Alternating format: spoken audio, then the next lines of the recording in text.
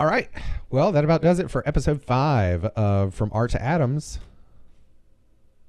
Oh, we're doing that. You got to give me some kind of warning there. Let's start that over. All right. Well, that. All right. I thought we were just talking. You got to tell me that we're going to the. Okay, go. Okay.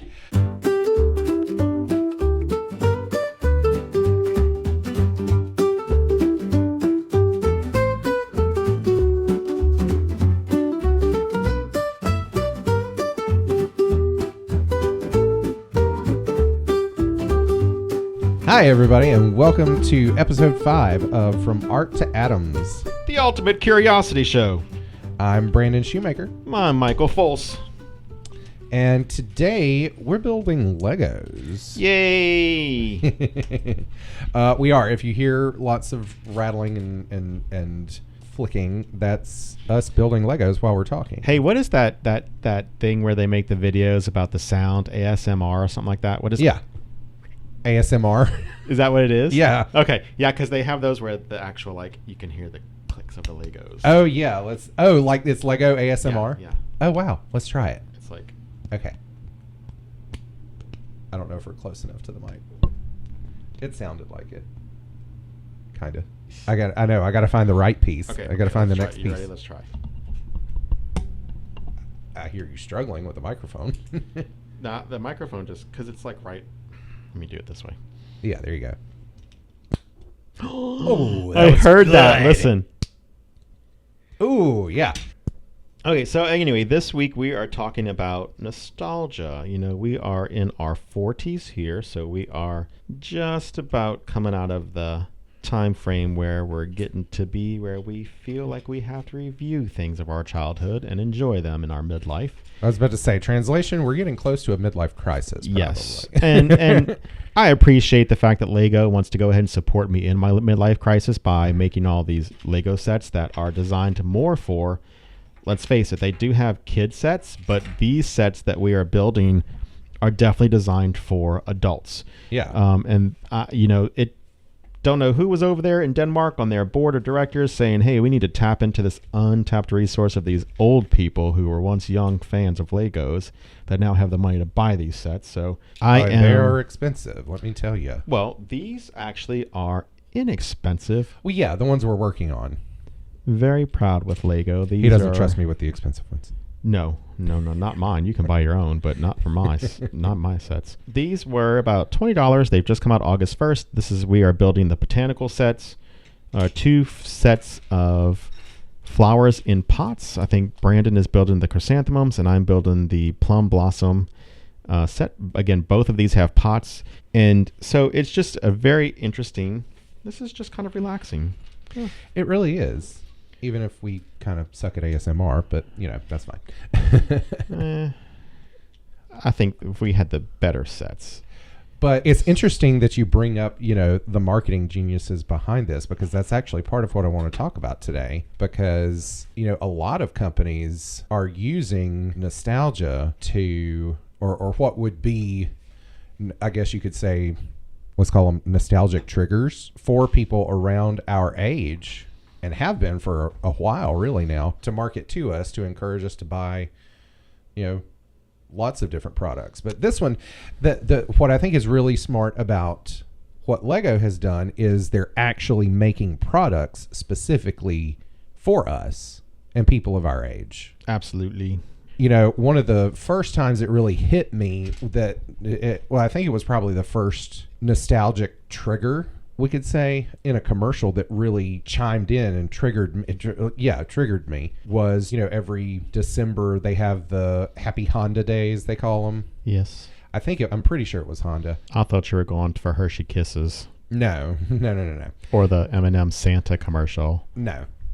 Honda, when they came out that year, it was when I was still living at the beach. So this has been more than 10 years ago, I guess. But anyway, I was in the kitchen and they had done similar commercials leading up to this. And those didn't really, do anything for me. But then I was in the kitchen, had my back to the TV, and then all I hear is this very distinctive voice saying, Remember when you used to get excited to get me for the holidays? It was Skeletor. It was an action figure Skeletor, like not pole vaulting.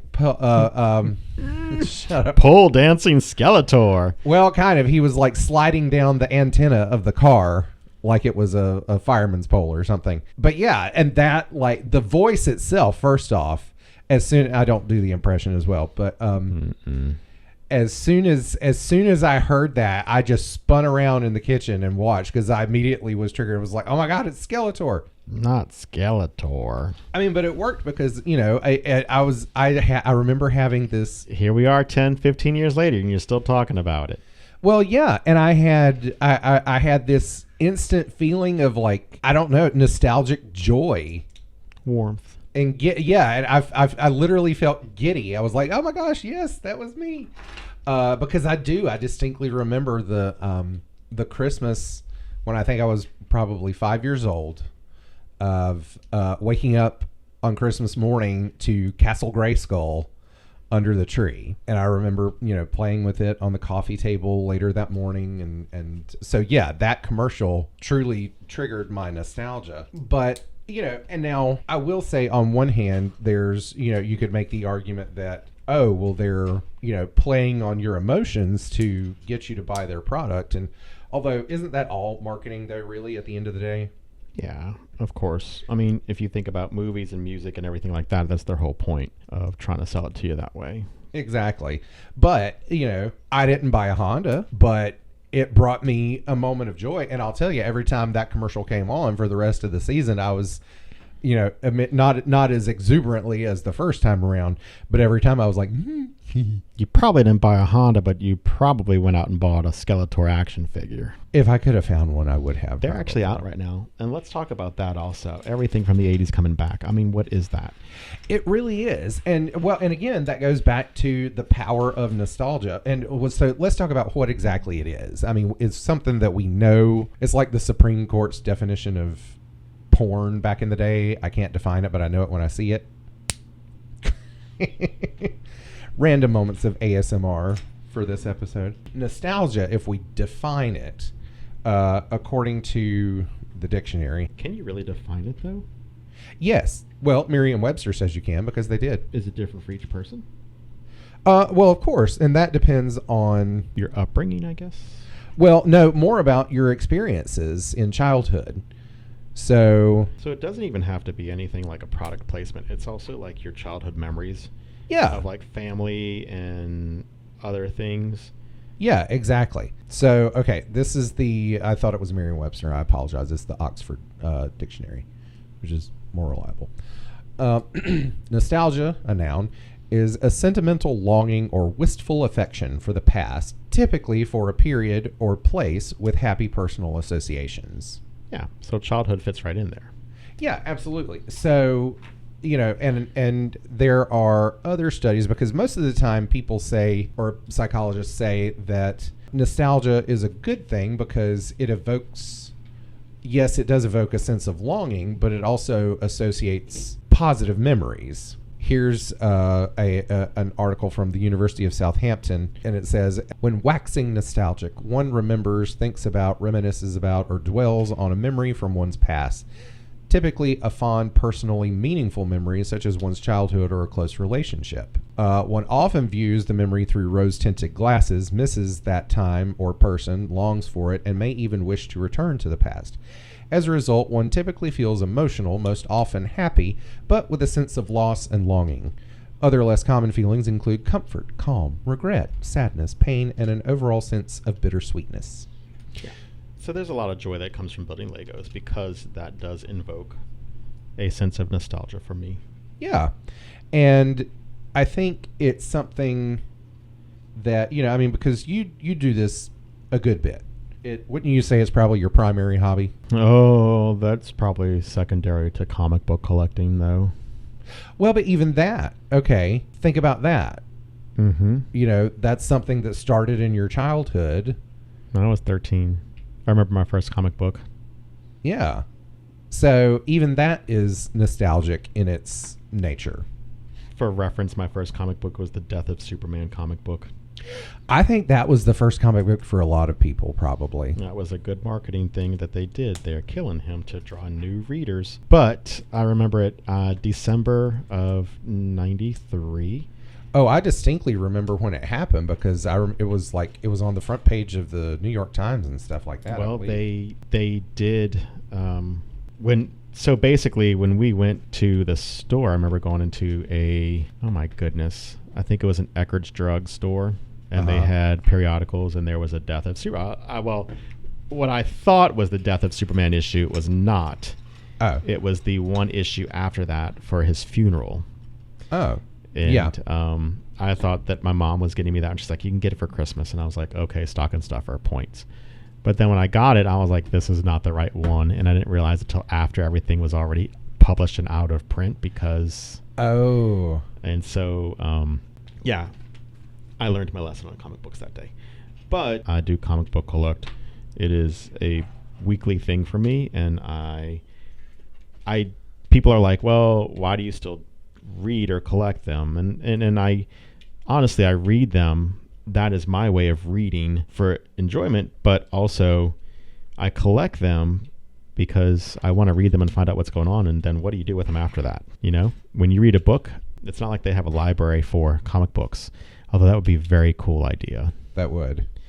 But, you know, I can't just rent them, so I have to buy them, and then in doing so, what do you do with them after that? So it's like, I don't know. So I have been reading and collecting now for the past 30 some odd years, I guess. Well, and that's just like my mentor as a teacher and my former English teacher, Paul Thomas.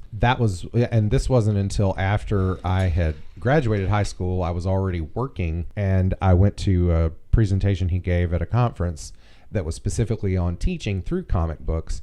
And so learning that he himself had been a comic book collector ever since he was in school was just another kind of a touchstone point of connectedness, really.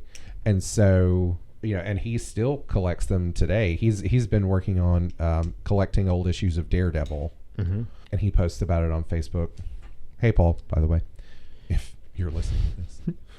I doubt it. But yeah, so, you know, there are a lot of different things. I collect them, and I do Legos. Legos are a fun hobby. It's just downtime and relaxing for me, honestly. And, you know, some of the Lego sets have not been, in the past, have been more catered towards kids. But, like, they're definitely hitting these adult Lego sets that are more for display purposes. You know, if you haven't seen the botanical sets are beautiful. They're absolutely beautiful, and they have sets especially the one he's doing. He stuck me with the boring flower. I'm talking about like the bouquet of flowers. They have different bouquets of flowers that have different varieties of that, and it's designed for adults at this point. So what else are you nostalgic for? Like I said, I am a big Lego person, also a very big comic book collector, but I will tell you one of the newest things for me has been action figures. They are coming out with some, and these are collectible action figures too, so don't think that they're all just kind of, oh, I'm going to go play with them. They're not designed for that. So there's a company called Super 7 that has been doing really great action figures. They started with some monster action figures and some other things, but a couple of years back they came out with a line of Power Ranger action figures, and I was like, this is really cool. And they were all for display purposes. Collectors put them in the boxes, or keep them in the boxes. And you know, they have two different kind of collectors. You have an in-box and an out-of-box collector. There's actually degrees of that. People actually like, you know, some people are like, oh no, don't ever open it up. But then my point on that is, what's the point of buying it if you're not going to actually open and display it? Or it's like those people who buy two of everything, one that they can open and one that they never do. Well, and so I more power to you if you can do that, but these action figures or the collectible figures or whatever are about $55 each. There's no way I'm spending that much money for two of them. I just open it up. I mean, what am I going to do with it? I'm never going to sell it. I was about to say, it's not like you're banking on resale value. Right. I am not buying to sell. I'm buying to actually display and show off. And I will say that actually it's fun posing them in figures or in poses and stuff like that. So Power Rangers is the first one. The second one, though, that I'm really excited about that's been coming out is the Thundercats, which is something that most people are not. They just haven't done much with Thundercats as a licensing, so Thundercats is coming back out, and I don't know, it's just stuff from our childhood. It's just very, very, I won't say comforting, but it's fun. As a kid, I was really kind of, I don't want to say the wants, but the desire to have things, and it was based on whether or not my mom could afford them for myself or for me. And usually that was just birthdays and Christmas. It wasn't every day that she would purchase things for us. And so now as an adult, I am now able to actually purchase things for myself. And it's nice. I don't have kids. And so as a teacher, I always talk about my collections, and the kids are like, how do you afford all these Legos? And I was like, I don't have kids. And so they're like, oh, well, that's cool. I'm like, yeah, so don't have kids. And you can go off and travel if that's your passion, or if you want to, do certain things, that can be also your passion there. So I think that's what it is, though, for me, is that it's a sense of I'm able to now buy the stuff that my mom couldn't as a kid to me, or get for me as a kid. Now, is it, what am I going to do with it if I die? Yeah, kind of thing. Like, I have no idea. It's going to pay for my nephew's college fund, I guess. I really don't know. Oh, you mean we get to sell them when you die? I mean, I don't care what you do with them. Okay. It's not my business at that point. You're going to have to catalog them all, though. Good luck with that. Oh, God. But, that... It's something that, brings you joy. Well, and I feel bad because I shouldn't be one of those people that wants to buy and collect things just to do it. Life shouldn't be about your collections and stuff like that. Junk, I guess. I don't want to say that it's junk, but it kind of sort of is. Well, it's like, a better word might be clutter instead of junk. Sure. If you want to call it that, it's, to me, though, it's just junk. So we're assembling junk right now? It's my junk, though. It doesn't matter. It's mine. There you go. Like I said, this is, for me, this is my downtime. This is what I enjoy doing. Some people like to read books. Some people like to, heaven forbid, exercise. That's not us, though. Obviously. When you said heaven forbid exercise, I thought you meant like in an exorcism.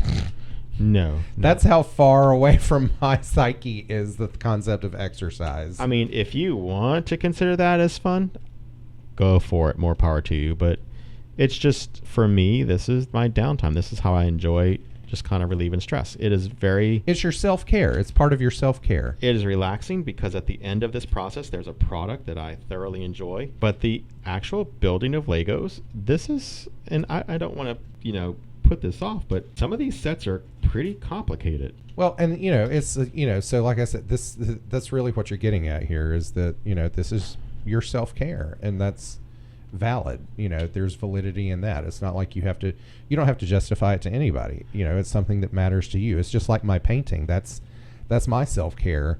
I'm a very much amateur painter in abstracts and stuff. Michael calls it.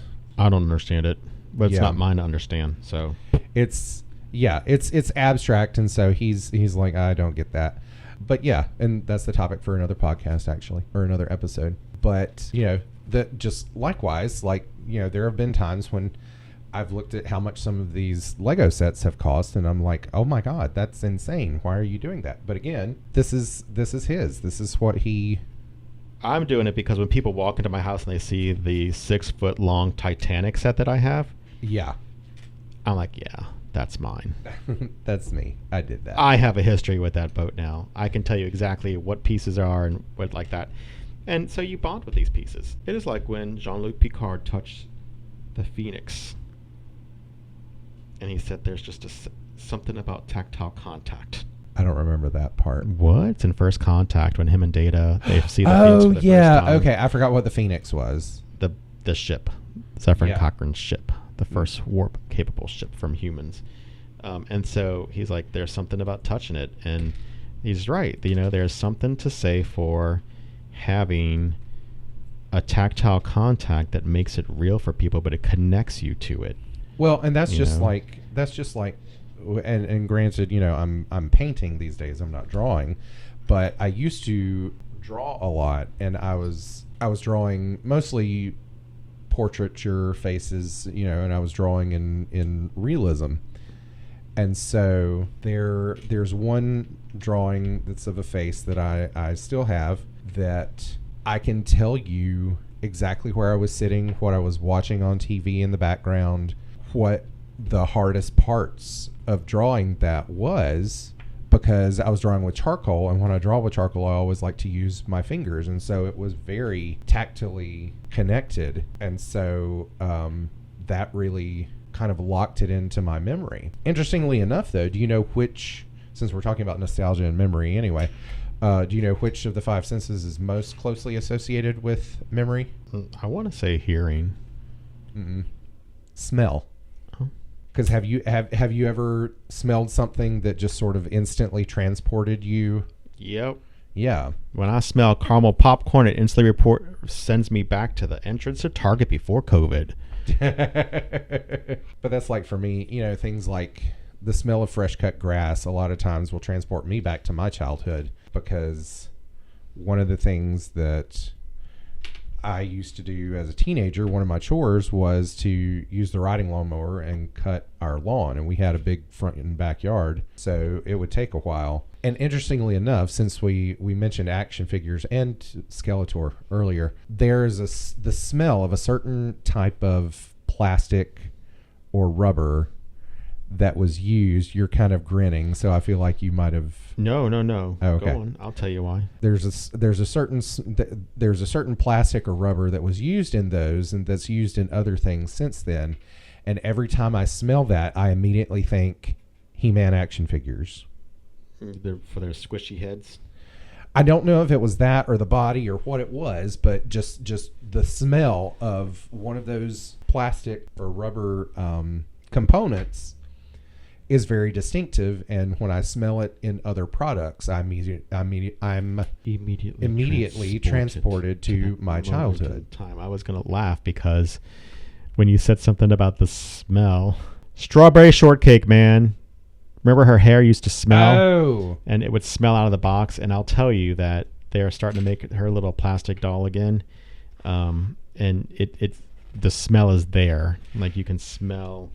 I didn't have a sister or anything, so I never had strawberry shortcake. But we did have some strawberry shortcake ornaments on the Christmas tree. And not until you mentioned that, I have very vague memories of when I was a child of when we first got those. And I remember my mom telling me to smell them. And didn't she have a friend that was smelled like blue or scented like blueberry or something? Yeah, she had all different flavors, basically lemon, blueberry. So we had a strawberry shortcake ornament, and we had the blueberry person ornament as well. And I think a third, but I don't remember what that was. And I had to have been little, like probably 3 or 4. And I just have a very vague memory of my mom saying, because they were new at the time, and her saying, "Here, smell it." And it smelled like strawberry and blueberry. Yeah, I do remember that. Part of the thing, though, the nostalgic, and what we're doing right now, like I said, building this, I want to bring these today. So Brandon doesn't usually build Legos. I don't know the last time he tried to build a Lego set was. Well, the last time we built together the blue butterfly. Oh, the insect collection. Yeah, we each had an insect. Or I gave you an insect, and I took one, and then I took 2. But. And I will say, this is like a great friend partnering. So that's what I was going to say. Exercise. So with each set, though, there are sets that are coming out that Lego has designed for. Oh, partner builds? Yes, and family that's builds, awesome. actually. And their app actually gives you a chance that if, let's say that through COVID, what they did was if you and I were not together, if we both had the set, we could build together.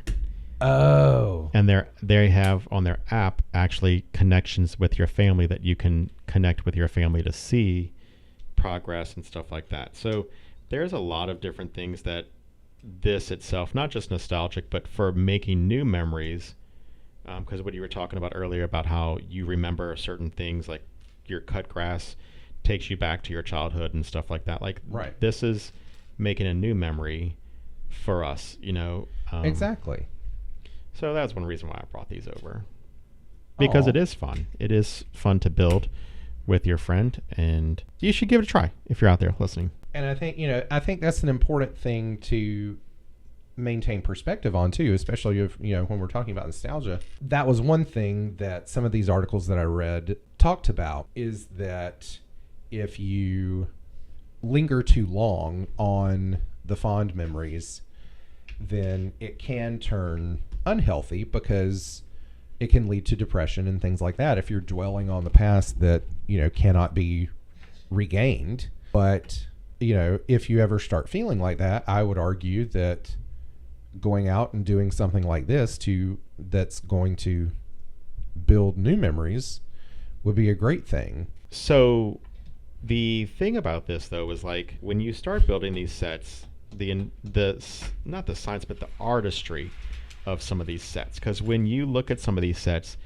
a lot of them are reusing pieces over and over again from different sets. So like I don't know if this one's going to have anything in it, but I will tell you one of the other botanical sets I had it was the orchid set. So the internal parts are like where the pollen area of the orchid would be the middle of the flower is actually going to be a pink frog from another set. So it's the frog, but it's actually... like you built the whole frog? No, the frog is like the inside part. You're missing this piece right here. Is that what flew on the floor? That's the part that popped off. Yeah. No, so they reuse the pieces over and over again is what they do. So when you're building stuff, you may find like one of these might be like a frog, or the crown for something may be used from a different set. I'm trying to see. Oh, if there's you mean anything. The frog was a piece? Yeah, like the frog piece from a different set was used as the internal parts of the orchid. It was just different colored, but the mold was the exact same thing. Right. So a lot of these sets, you start getting into that also. Yeah, you missed a piece, bud. What? Oh, I gotcha. And it goes something like this. You can still put it in, but it's just going to be... Okay. Thanks. So, so they're using different pieces. So these people who build these sets for Lego they truly are artists. And I will say also for Lego that they have actually been taking sets from fans who build their own sets on their own, and you can do a submission for a Lego set, and they will turn that Lego set into an actual like set, like an authentic set. So yeah, what are they? What's that? What are they called? Not the contractors club. The builder. No, it's not insiders either. I forget what it is. I'll look it up. Okay. But I will say that a lot of these adult themed sets are coming from fans. So with this is that they will go ahead and take the fans. You can submit your idea. You know the one that I'm still upset never made, right? RuPaul's Drag Race? No. That one was one too. The Golden Girls house. Oh, yeah, well, old people don't buy Legos. Hey, we're not that old. I mean, you know what I mean.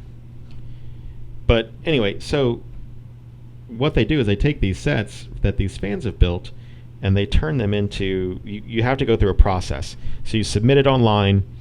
The fans you have to have the fans vote. So the fans actually, you have to collect, I think, 10,000 votes before Lego will even look at it. And you have to collect it within a certain time frame. So let's say that you need to collect 10,000 votes by like 5 months or 6 months. So obviously the faster the set hits those 10,000 votes, the more likely Lego is going to be about creating the set, because they'll look at a fan base on it. They need to know that they're going to actually be able to sell at least, correct. 10,000 or so correct units. And so once that submission happens and Lego looks, they also have to know whether or not they can mass produce this set also. Right. Like they have to be able to see, okay, so economically, are we going to be able to... You are just struggling with this. Shut up. You are struggling with this. But again, are they going to be able to get the sets mass produced? Okay. Do they have the pieces for it, the parts for it, and everything like that? So one of the sets that has just come out for insiders, and if you're not a Lego insider, that's just going to be the people who basically it's free to sign up for, but you get exclusive deals and sometimes perks when new sets come out. The biggest, I guess the most exciting set for me in the past 2 years that we went from a fan produced set to an official Lego set is coinciding with the 50th anniversary of the release of Jaws. And if you haven't seen the Lego film that they've made, it's spot on and they hilarious. Made a film adaptation of... A Lego film adaptation of Jaws. Yeah. Like a 4-minute one. If that. And with everything it is, it's super funny to watch that. But The Lego set itself, I mean, that is not made for kids. That is a fan-based Lego set that is made for adults to purchase, build, and collect. So there's, again, going back to nostalgia, there's a lot of different pieces of nostalgia there. You're looking at when Jaws came out 50 years ago, to shark collectors, to fans of the movie, again, that weren't alive when it came out. And then you have Lego fans. So they definitely, as a marketing team, know what they're doing over there. All right. So we have finished our Lego sets, and we've set those to the side. Check out the pictures on Instagram. So now we want to... You put pictures on Instagram? Not yet, but I'm going to. I didn't know we had an Instagram. We do. Oh, my God. Yes, we have an Instagram. So anyway, continuing our discussion of nostalgia. So obviously, we've talked about toys. We've talked about action figures. Yep. Another area that always holds a strong nostalgic hold for me is movies. Okay. We talked back in episode 1 about the Goonies and the significance that had on both of us. Yes.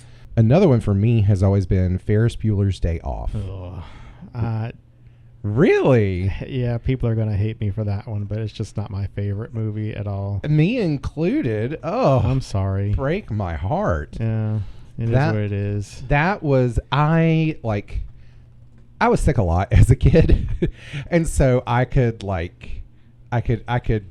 well, really, I guess I was feeling closer to Cameron than to Ferris. But, anytime I was sick and at home from school, I wish I had felt like doing something like that, but I wish I had had the guts to take a day off like that. I think that may be an issue that I had. It was unrealistic. Yeah. It was meant to be. I understand that, but it was very unrealistic.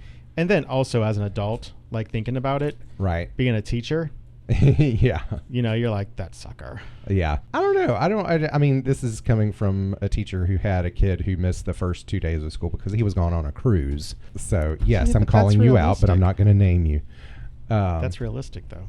I mean, it is, but he's not getting pulled into a parade, which is just randomly happening in the middle of downtown Chicago on a school day. Yeah, during a weekday. What is that? Yeah, what parade was that? It looked like Oktoberfest or something. They had lederhosen. I know, but again, yeah, not the most realistic thing, right? He just wandered upon a parade. I mean, I get it in New Orleans, maybe, but. Yeah, I don't know that Chicago is necessarily known for their midweek parades like that. Another movie, and I know I've at least forced you to watch this, but I don't remember if you have the same nostalgic feel for it that I do. 9 to 5. I've watched it. Why would you think I didn't? No, I know you've watched it, but that's what I said. I don't know if you have the same nostalgic feel for it. I don't. No, I don't. Yeah, it was one that I discovered. Well, I mean, I remember seeing bits and pieces of it when I was a kid, but then when I was a teenager, I really fell in love with it. Me and my best friend Michael Paris, not the Michael sitting across from me, we would watch that movie every weekend sometimes, and so that was our go-to. And I still quote that movie all the time because it's just so. I mean, the chemistry between Dolly Parton and Lily Tomlin and Jane Fonda is just priceless. And the few times that they've teamed up again here and there. You never watched Grace and Frankie, did you? On Netflix? I watched the first 2 seasons, yeah. Oh, okay. Well, I had seen up through all but the last 2 seasons for a while, and so I finally not that long ago went back and watched the last 2 seasons, and I was absolutely ecstatic when in the last episode Grace and Frankie quote unquote die. But spoiler alert, by the way, if you haven't seen it and you're wanting to, but they quote unquote die together, but it's accidental and then they get sent back. But anyway, when they go to heaven before they're kicked back out, the angel that greets them and tells them it's not their time yet, it was Dolly Parton. And I just lost it. And I just thought that was the best thing ever, the best way they could have ended that. A little weird. Oh, whatever. Weird. Fine. You sit over there and you geek out about Thundercats and about what I can't think. Not Voltron. The very not Voltron. Power Rangers. Rude. Didn't have to be. It all came from the same country. It's whatever. No, Michael has always been a huge Power Rangers fan, and when it first came out I don't know, when did it come out? You'd probably know off the top of your head. 93. in 93. I looked at that one time and I said, what the heck is that? That is nothing but a knockoff version of Voltron. And yet, which one is more popular? I don't care. Which one's had 33 seasons? I don't care. Just saying. The only reason Voltron didn't have any more seasons is because they didn't make any in the original Japanese of Go Lion that it was directly taken from. Okay, but Voltron came back out. They reissued it out a couple of years back. Oh, yeah, that's right. I forgot about that. And what happened to it? I don't know. I didn't watch it. Well. Just saying. Anyway. Okay, my movies. Yeah. Flight of the Navigator. Okay, now, yeah.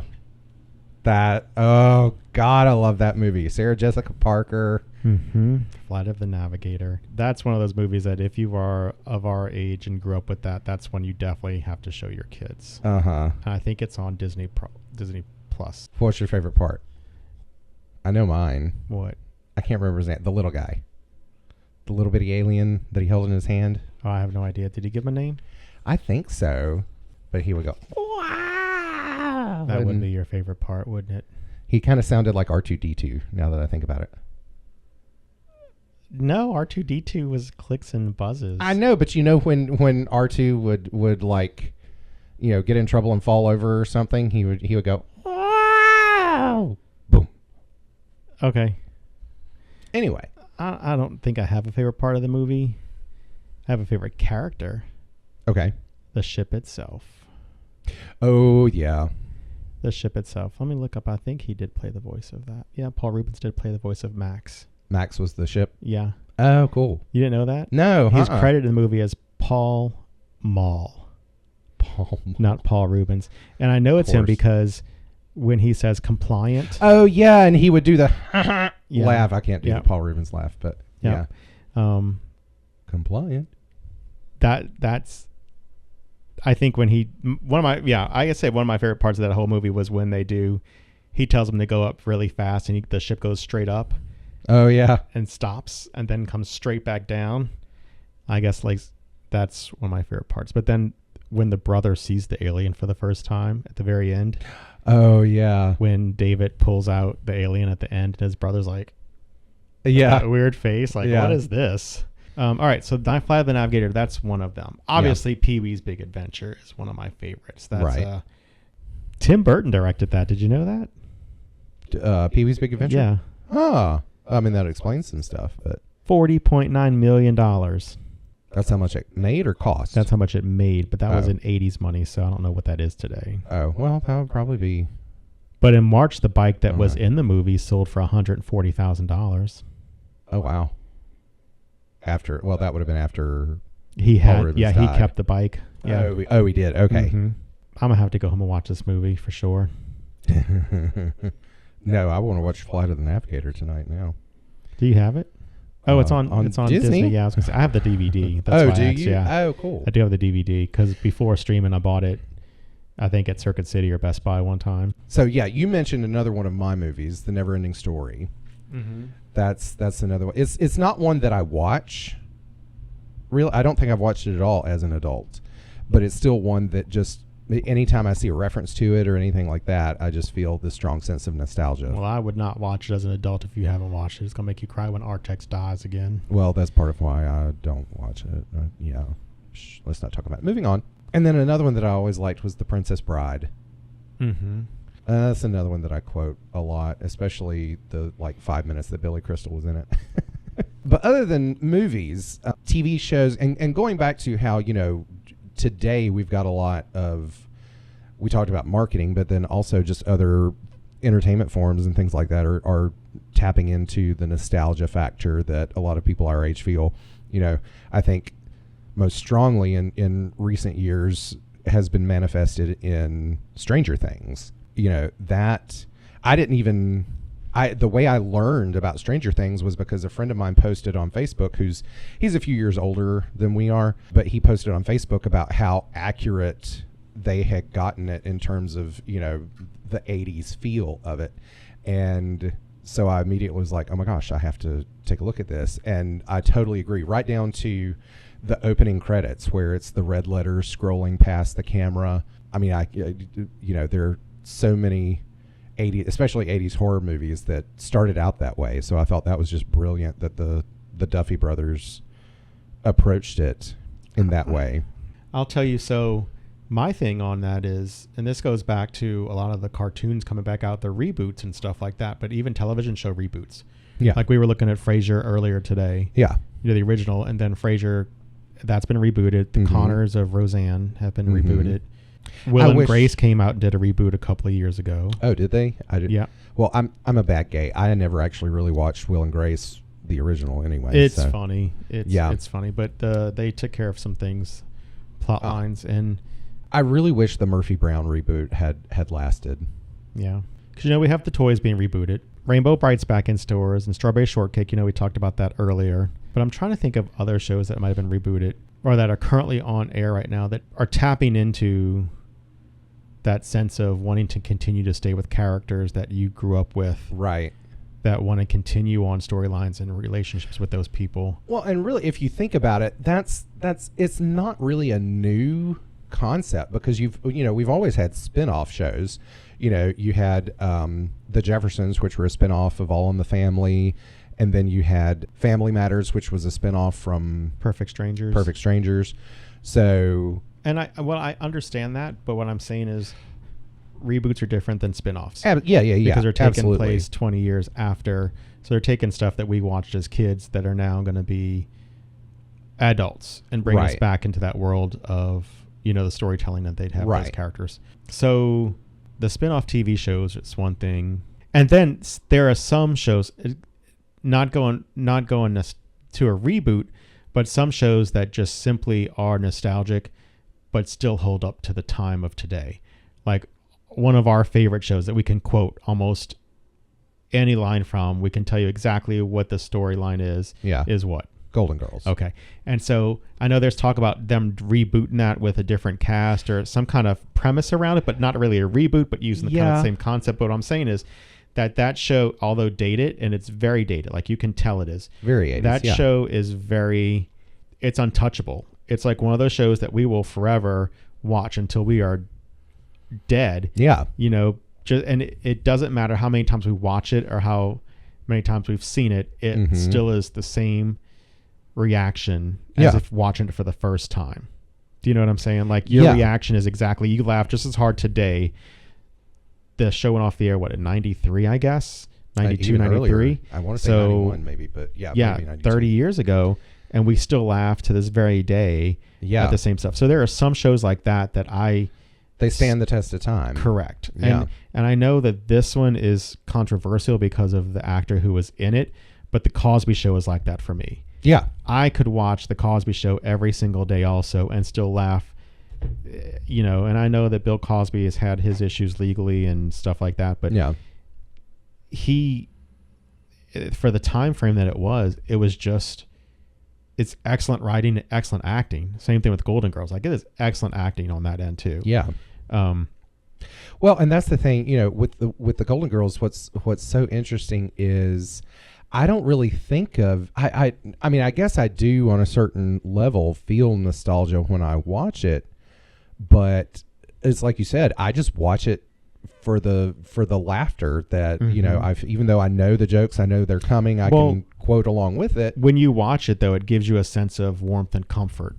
Yeah. You know, and I don't want to say that that's maybe not nostalgia, but that definitely is. Well, yeah, that's part of nostalgia. It sends just it's a safe place. You know, it's a safe spot to watch that show in. Yeah. Well, because I've talked to you and I might have talked about it on here before about how, one of the reasons why I love that show so much is because I have so many memories of watching that with my mom. Mm-hmm. Even, up into when she was in the hospital, before she died, we were she was laying in the bed. I was sitting next to her and she said, "Turn on the Golden Girls. It's time, isn't it?" And we watched, the Lifetime 2 episodes back to back at 4:00 in the afternoon. I remember being at my grandmother's house watching the very last episode with her because she watched it. And I remember watching that when it went off the air, the original airing of that.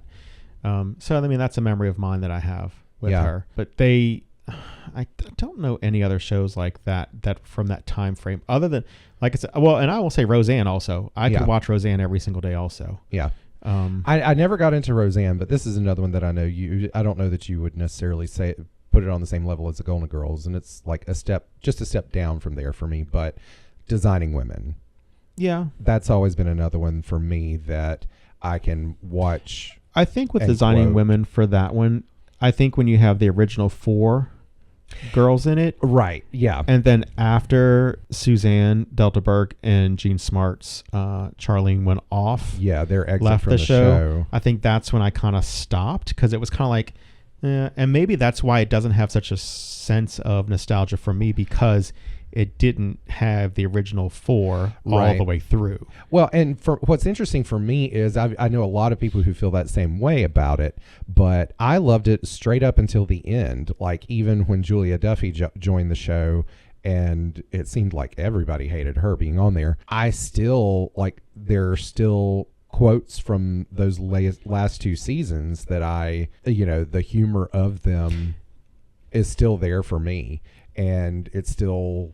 Is it as good as the first 5 seasons? No. But I still enjoy them just as much. I think the dynamic of the characters have changed in those last 2 seasons. Yeah, it did. And I didn't like the change, I guess, because Julia was a little bit more bitchy, I guess. Yeah. She was always not really bitchy, but she had her moments of being, as they say, the Terminator, that really wasn't a bitch. That was just a straightforward, this is how it is kind of thing. Yeah. But she became kind of aggressively mean, I think, in the later seasons, especially with the Julia Duffy season 6. Yeah. Now, when because that was what her cousin came in, and it was just kind of like a really weird storyline, Yeah. And then when she exited and they brought on Judith Ivey. Yeah, I know her, BJ Pote, Pote or something like that. Poteet. I knew her character's name, but that kind of calmed it down. But at that point, it had already ended. Like it was, you could see the writing on the wall. Yeah. That people were not a fan of the newer characters because the original dynamic wasn't gone. And you can think about that this way too. When the Golden Girls went off the air, they tried to do Golden Palace, which basically did the exact same thing. Yeah. They took 3 of the 4 and gave new premise and new characters to it.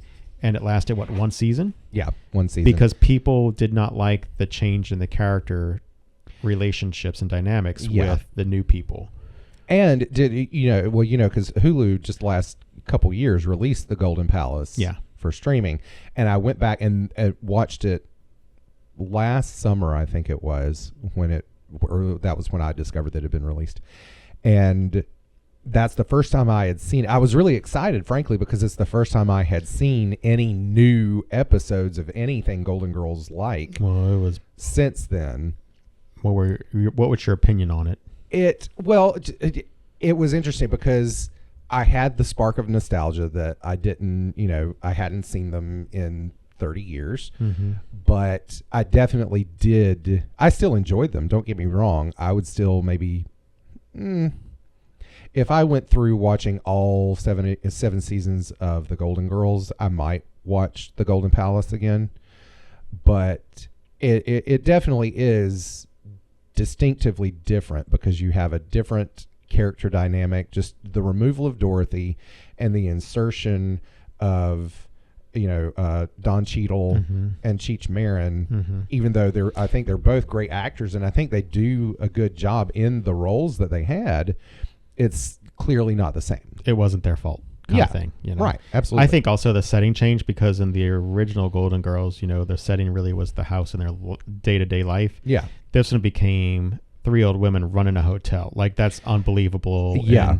And, are they really running the restaurant? Like, is she really back there cooking? And, right. It was just, that aspect of it was just kind of like they're stretching this to longer than they should have. It should have died and stayed dead where it was. Yeah. So another show that I have, and it's not a very popular one, came out in 92 and then was only on for 4 years. Picket Fences. David E. Kelly, Picket Fence with Tom Skerritt. Oh, yeah. And Kathy Baker. That was a good show for me because I remember being in middle school and high school and it would be on FX. Yeah. Around 9 o'clock, I think. And that would be the show that I would kind of I remember watching it then. I was... So when it originally aired, I was not allowed to watch it. I think we watched the first couple episodes, and then I don't remember what it was. Some topic or theme came up that my parents decided was too adult for me to be watching, and so they said, "Okay, you're not watching this anymore." So I didn't get to watch it again until I was in high school and it was coming on FX. Such a great show, though. The Yeah, I know, I storylines loved are it. out of the world kind of storylines. Yeah. Five-ish Finkel. I remember Yes. him playing the lawyer in town. Yes. And then also don't forget, oh my goodness, what is her name? Oh, I know who you're talking about already. She played the dispatcher, and she was also Yeah. in Poltergeist. What is her Yes. name? Yeah. Zelda Rubinstein. Okay. Yeah. She played Jeannie, and then Five-ish Finkel played Douglas Wombaugh for the defendant. And then you you also had Ray Walston, who played Judge Henry Bone in it also in the earlier seasons before he died. And the dynamic between him and Finkel back and forth between judge and lawyer it was great, you know? Yeah. And what made me think of that is when you mentioned Don Cheadle, because he was also in this show as the DA. I don't think he was in the first season. I think he was in later seasons. Yeah. He came on after. But that show, very homey, you know, very Midwestern homey, true American. Yeah. But definitely some storylines that are kind of like, you can definitely tell David E. Kelly wrote it kind of thing. Very similar to later on what became Ally McBeal. Very kind of out of this, you know, weird kind of stuff, you know, like, and then Ally McBeal itself, later 90s, you know, mid 90s, nostalgic also there. Yeah. The first couple of seasons, I will say, after Courtney Thorne-Smith left. And see, in the original airtime, I didn't start watching until the later seasons after what's his name, the one that Courtney Thorne-Smith was married to, that Allie was in love with. Yeah, Billy. After Billy Thomas, died and all that was already done with, you know, that's when I actually first started watching. And interesting kind of parallel for me is those last few seasons, it was after my mom had died. Yeah, this first episode came out in the fall of 97, so that would have been our senior year, my senior year in high school, and I remember that first year. Yeah. But yeah, for me that was my junior year, and then because I remember them, you know, that show took a major shift after 9/11. Yeah, because it was on that last year. 9/11 happened in September of 01. And that was its last year. That was its last year? It went off the air on the spring of 02. Yeah. So, because I remember, well, maybe it was just the last season that I actually watched, because it was when Hayden Panettiere was on. That was last season. Yeah. That was when they were trying to basically grasp for straws. Yeah. But just like, you know, I have the memories of watching Golden Girls with my mom. My dad and I watched that last season of Ally McBeal together after she had died, after my mom had died. My dad and I would watch. Yeah, not Allie. After my mom had died, Dad and I had watched that last season together of Ally McBeal, and I remember a couple of episodes that, you know, my dad was not the type to ever cry at a TV show or a movie or anything like that, until after my mom died, and that was one of the. I guess it was a bonding moment for us, because there was an episode. It was the one with Josh Groban, actually. It was something about he had lost his desire to sing because his mom had died, and it was a Christmas episode, and he sang, I think, "Oh Holy Night." But anyway, I remember, you know, me sitting on the couch quietly, like sobbing and trying not to let my dad see, and then I glance over and I see that he was crying too, just as much. I forgot that Tracy Ullman was in that as her therapist. Oh yeah, I forgot that was in there. She was one of the best parts. Going through it went through, I think, 5 seasons. Looking at 5 seasons. I think the first 3 are probably the best seasons of it. And that was when, like, Billy was on from seasons 1, 2, and 3. Yeah. So after that, and Gil Bellows was guest starring seasons 4 and 5. Yeah, that was when he was the ghost. Yeah, when Courtney Thorne-Smith exited as a main character, also, you know, when they brought on Lucy Liu, and it changed, I guess. You know? Yeah. Again, that's one though that I don't know. Maybe I'm just like a diehard show fan or something. I still liked it. I still liked it even you know, after Well, because I still have in there, I have the box set of the entire series, but, I like it from start to finish all the way through. Another area for me that is really strong in the nostalgia department is music. Because here's the interesting thing. You like that 80s on 8 channel on yes. XM radio. See, yes. I'm not a fan of that. See, well, okay, let me explain it then. Because for me, it's a very interesting feeling. It's not typical nostalgia like, oh, I remember listening to this as a kid. Because I grew up mostly, if we were listening to current music, it was country. I grew up mostly hearing or listening to and enjoying, by the way, this was not forced upon me, oldies from the 50s and 60s. Mm-hmm. And that love has continued through to today to encompass also the 70s and the 80s. But the 80s, for me, what was interesting is I had all these memories of bits of song because I would hear them, in the mall, shopping with my mom or my cousin Shell. Mm-hmm. I would hear them in movies or on TV. I would hear them, like I said, truly little snippets. And I was so little then, I was like, we're talking mid 80s when I was like 5 and 6 years old. It didn't dawn on me that these were full songs and things like that. I might have thought of them, I don't know, as like jingles or whatever. I don't know. But I would hear them and they were catchy and I liked them. But it wasn't until I distinctly remember when, you remember the Time Life music series that they would always try to sell in infomercials. Mm-hmm. So when the Time Life infomercial started in the 90s for music of the 80s, that was really when I discovered all those 80s songs that I knew and loved in pieces.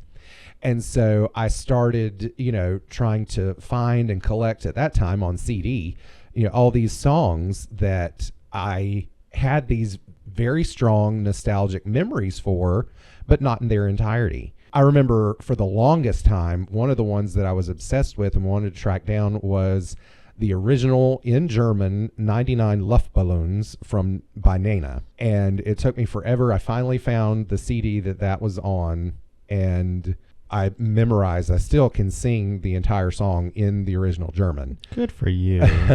Get that man an award. because I was just obsessed with it. Because for me, the 80s had this very distinctive nostalgic feel for me because I have all these memories that are really strong. I remember, like, for example, the fact, that was the last years of the Cold War. Mm-hmm. And I distinctly remember the tension that I would sense around the adults in my life, but I didn't fully understand what it was. Mm-hmm. And it wasn't until, I was a teenager afterwards where, I would see movies like War Games with Matthew Broderick or, oh God, don't even get me started on The Day After, which I only recently rewatched again for the second time ever. Did you ever see that movie? What movie? The Day After? No, I probably did, but I'd have to. So it was one of the, the TV of the week, the ABC, the TV of the week. It was one of the movies of the week on ABC. I think it was ABC that year. I want to say like 84 maybe. But anyway, it was a TV movie about the aftermath of nuclear war. And it was pretty brutal too. But anyway, it was a huge movie event. And it's even said that movie is what inspired President Reagan to really buckle down in reaching out to Gorbachev in trying to tamp down nuclear escalation and bring an end to the Cold War. So, that sense, and really for me, because like even now, one of my favorite things to do when I'm just feeling kind of blah is to go on YouTube and watch old music videos from the 80s, especially the early to mid 80s. You do too much. I know I do.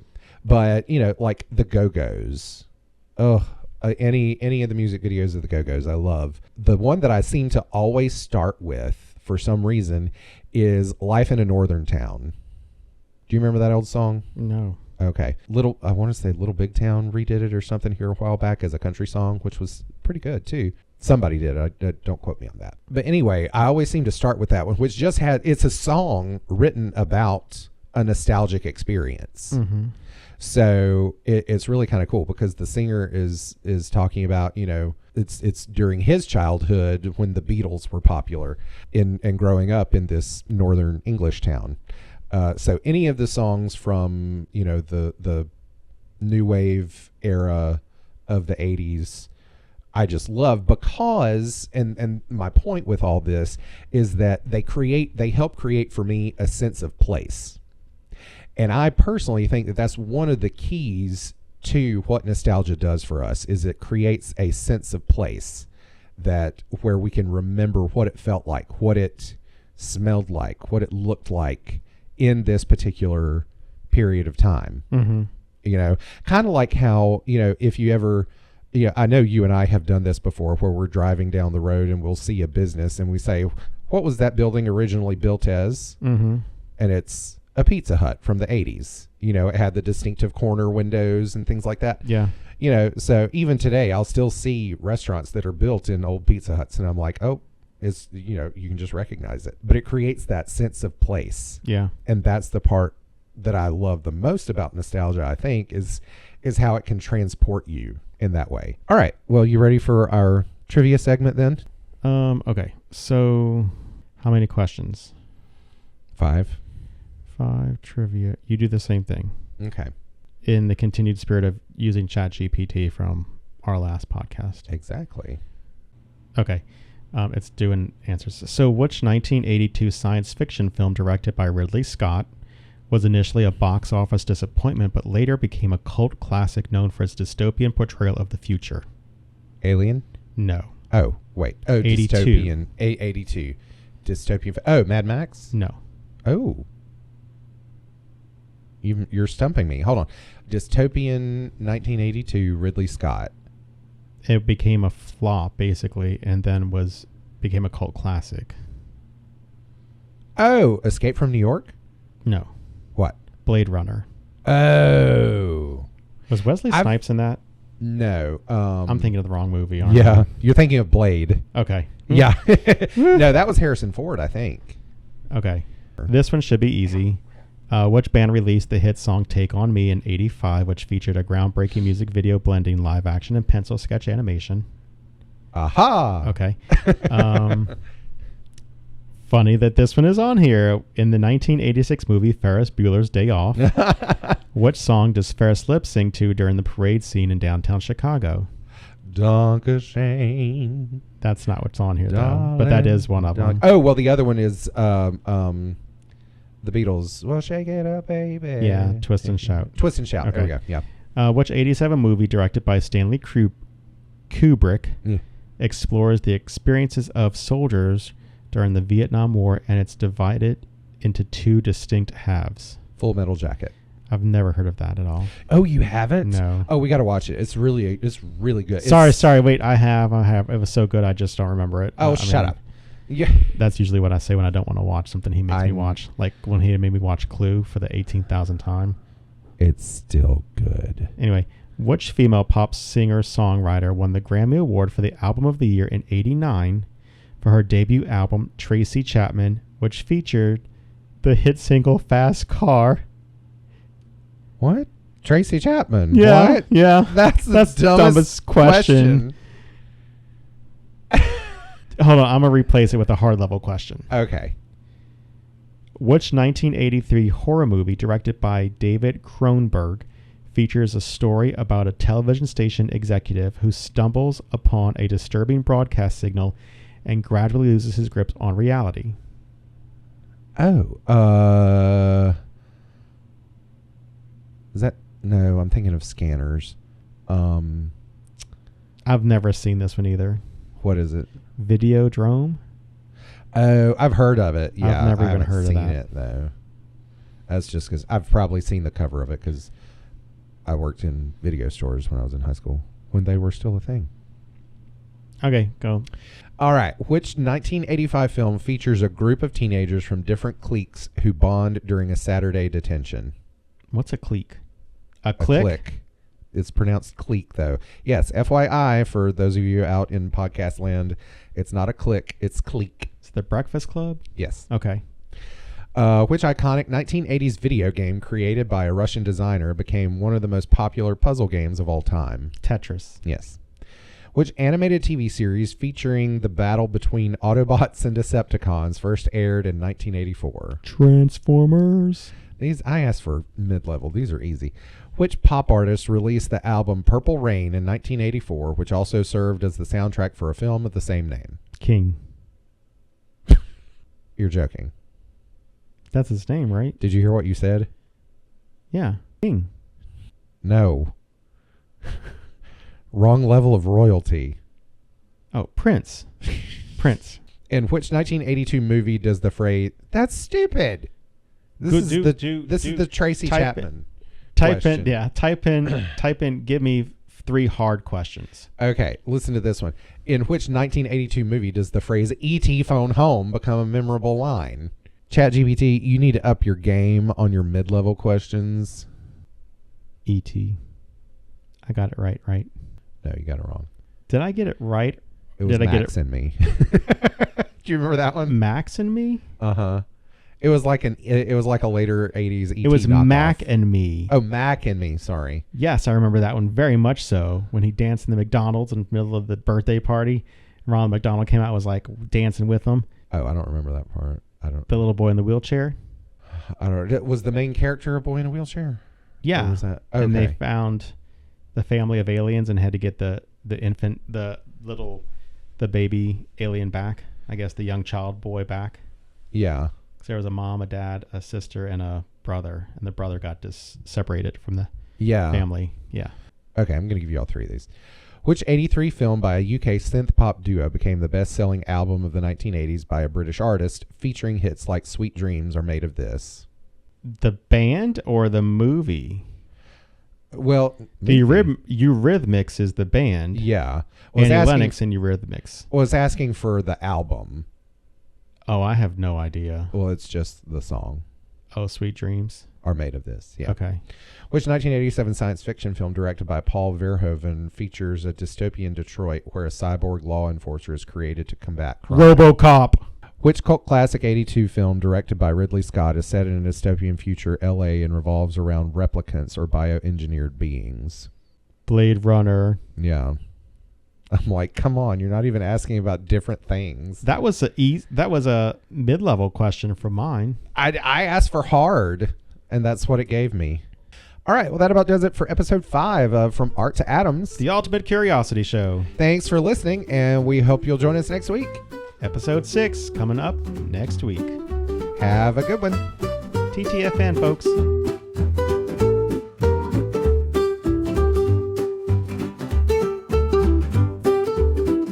You've been listening to From Art to Atoms, the Ultimate Curiosity Show, episode number 6. Your hosts are Brandon Shoemaker and myself, Michael Fols. The show is produced by Brandon Shoemaker and is available on Apple Podcasts, Spotify, Amazon Music, iHeartRadio, or wherever you get your podcast. Be sure to subscribe to the show and stay up to date on all of our latest episodes and news. If you have any questions, feedback, or suggested topics you'd like for us to dive into, don't hesitate to reach out. You can email us at FromArtToAtoms@gmail.com. We would love to hear from our listeners, and we value your input. Don't forget to follow us on social media and stay up to date on upcoming episodes and behind-the-scenes content. You can find us on Instagram at From Art to Atoms. If you enjoyed today's episode, please take a moment to review and rate us on your favorite podcast platform. Your support helps us reach even more interested minds like you. And as always, thank you for tuning in, and remember to stay curious.